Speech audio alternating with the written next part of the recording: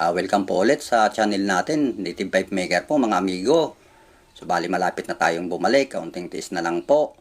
Bali silipin muna natin ngayon ang kalagayan ng native pipe na ginawa natin noon. So ayan po mga amigo, magaganda pa rin sila kahit na medyo malikabok na. Bali pagkatapos pala ng jamming natin o baka native pipe na ang gawin natin. Pag nakapagpatuyo tayo kaagad ng mga materialis na gagamitin dyan. Bali, isang buwan ko yung matatapos dahil nga po sa pagpapatayo ng materyales at saka sa paghahanap ng matitigas na kahoy at kawayan. Dahil nung nakaraang buwan ay laging maulan dito sa Kabikulan.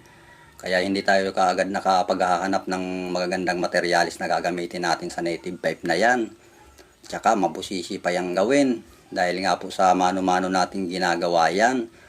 At saka kaunting pasensya dahil kung hindi ka matyaga at mapagpasensya, hindi ka po makakabuo ng native pipe.